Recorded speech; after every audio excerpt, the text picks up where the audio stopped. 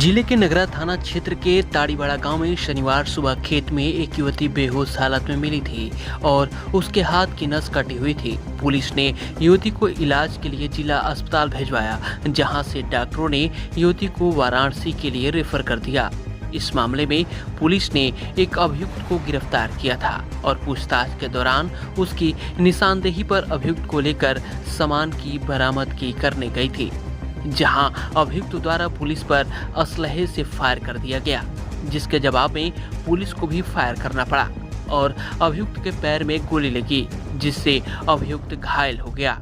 इस बीच अभियुक्त के घर पर बुलडोजर की भी कार्रवाई की गई। पुलिस अधीक्षक बलिया राजकर नैर का कहना है कि युवती की हत्या के प्रयास और पुलिस पर असलहे से फायर करने के आरोप में अभियुक्त के खिलाफ विभिन्न धाराओं में मुकदमा दर्ज किया गया है और जांच की जा रही है।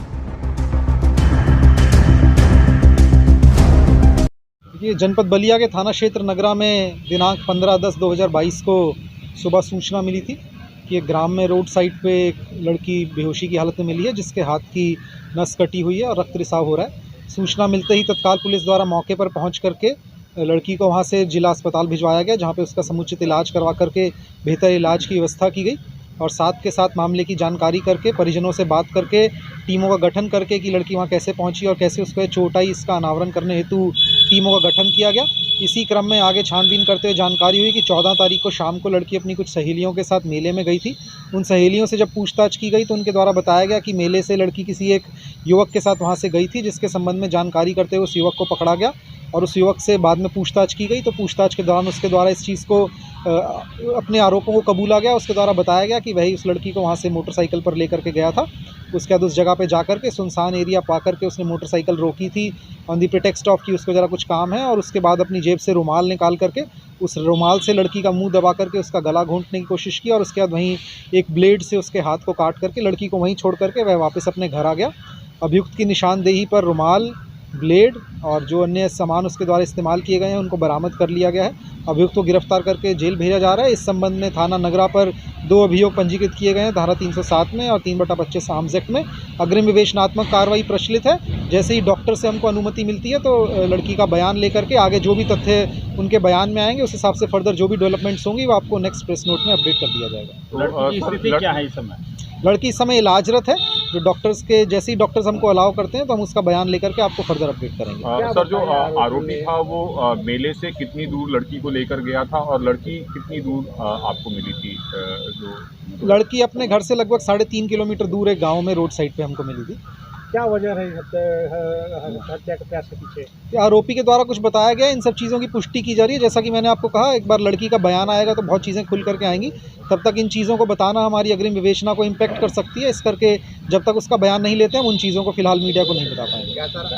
अकेले गया था लेके या कुछ और? अभी तक जो आरोपी ने बताया वह अकेला ही लेकर के गया था। बाकी बयान में अगर कोई और चीज़ें आएंगी तो वो भी आप लोगों को बताएंगे। परिजन बता रहे हैं कि बीएचयू में वहाँ से फोरेंसिक जांच के लिए उसका जो है 9 डॉक्टरों की टीमों ने परीक्षण के लिए भेजा है। क्या ऐसा कुछ है?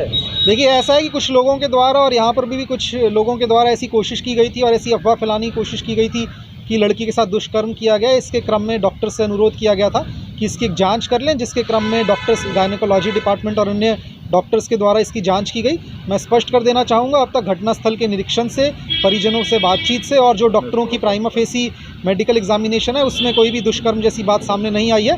बाकी जैसा कि आप जानते हैं कि ये परिभाषा जो है वह जब से चेंज हुई है तब से जब तक पीड़िता का बयान हम नहीं लेते हैं तो इस बारे में हम आपको कुछ नहीं कहेंगे, बट इस करके वो डॉक्टर्स की टीम वहाँ पे थी। सर, मुठभेड़ कैसे हो? सर, आरोपी की अरेस्टिंग के बारे में बताएं सर, कैसे अरेस्टिंग हुई, कैसे टीम आपकी गई, कैसे लेके आई? देखिए, इन्हीं बेसिस पे पूछताछ करते हुए कि लड़की को लास्ट सीन टुगेदर में किसके साथ लड़की को देखा गया था, उसी के क्रम में हमारे द्वारा इसको आगे डेवलप किया जा रहा था और उसी क्रम में हमारे द्वारा आरोपी को अरेस्ट किया गया है। आरोपी को अरेस्ट करने के बाद आरोपी की निशानदेही पे जो सामान, जिस चीज़ से उसके द्वारा लड़की का हाथ काटा गया था, ब्लेड, जो कपड़े उसने पहने गए थे जिसपे खून के निशान हमारे लिए इंपॉर्टेंट फॉरेंसिक एविडेंस थे, उसी को बरामद करने के लिए जब आरोपी को लेके जाया गया तो उसके द्वारा प्रयास किया गया कि वे पुलिस कस्टडी से फरार हो सके। उसी दौरान पुलिस के द्वारा उसको रोकने का प्रयास किया गया और उसी क्रम में आरोपी जो है वह घायल हुआ है। तो सर, पुलिस की कस्टडी में किया गया है? जी हाँ, ये तथ्य सामने आया है। इसी बेसिस पे एक और मुकदमा 307 का आरोपी के ऊपर दर्ज किया गया है।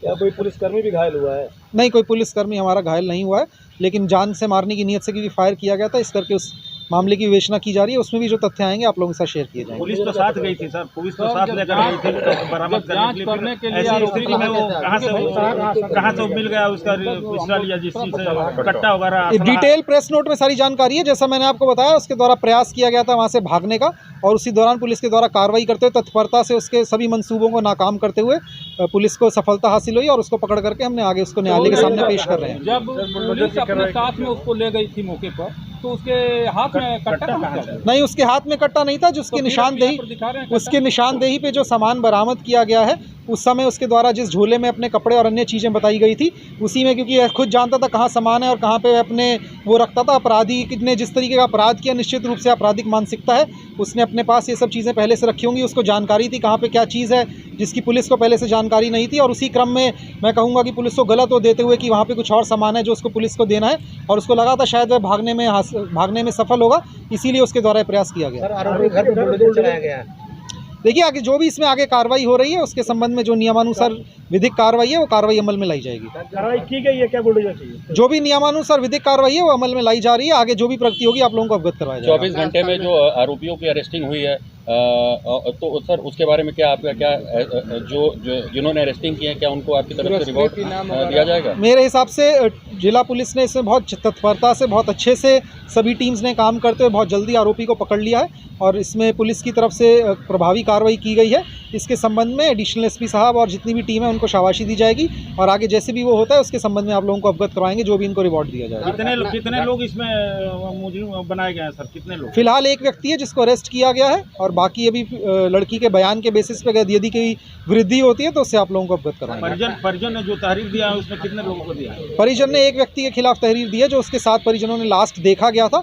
बाकी उनके द्वारा यही सूचना दी गई थी कि आखिरी बार जो लड़कियां उनके साथ मेले में गई थी, उनके द्वारा ये सूचना दी गई है। बाकी विवेचना का विषय होता है, विवेचना में कौन कौन लोग आते हैं, तो जैसे जैसे होगा आप लोगों को बताया जाएगा। पीड़िता और आरोपी के बीच में कुछ था क्या? क्यों मतलब उसने हमला किया, या क्यों इस तरीके से? देखिए, जैसा कि मैंने आपको बताया, विवेचना का विषय है। कई ऐसे तथ्य हैं जो कि अभी आप लोगों के सामने डिस्क्लोज करने से हमारी आगे की विवेचना इम्पैक्ट हो सकती है। इस करके उन तथ्यों को फिलहाल हम होल्ड करेंगे। आगे जैसे जैसे चीज़ें आती रहेंगी, आप लोगों को फर्दर प्रेस नोट में उनके बारे में अपडेट कर दिया जाएगा। 315 बोर का सर कट्टा मिला है उसके पास से, क्या इसके ऊपर कोई और इसके संबंध में आर्म्स एक्ट का मुकदमा दर्ज है। इसके कोई और आपराधिक इतिहास है या उससे कोई इन सब चीज़ों को भी अभी खंगाला जा रहा है। इसके संबंध में जो हमारा अगला प्रेस नोट होगा, उसमें इन चीज़ों को भी अपडेट कर दिया जाएगा। पीड़िता की तहरीर पर परिजन की तहरीर पर किन धाराओं का मुकदमा दर्ज किया? धारा 307 के आईपीसी के तहत मुकदमा पंजीकृत किया गया। 307 2 है ना सर उसके ऊपर? 2 307 के मुकदमे दर्ज हुए, 321/2022 और 322/2022। नोट में दिखाया गया है कि मुठभेड़ उसके साथ नहर पुलिया के पास हुई है, जबकि घटना स्थल नहर पुलिया से काफ़ी दूर है सर।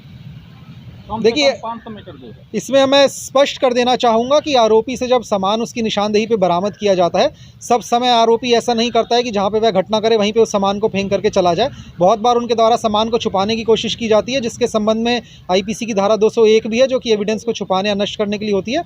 तो आरोपी जहाँ जहाँ बता रहा था कि उसके द्वारा सामान को वो लगाया गया, ताकि पुलिस जब घटनास्थल पर पहुँचे तो उसके हाथ में वो सामान ना लगे, जिससे फिंगरप्रिंट एक्सपर्ट या अन्य किसी फॉरेंसिक उससे उस तक पहुँच पाए।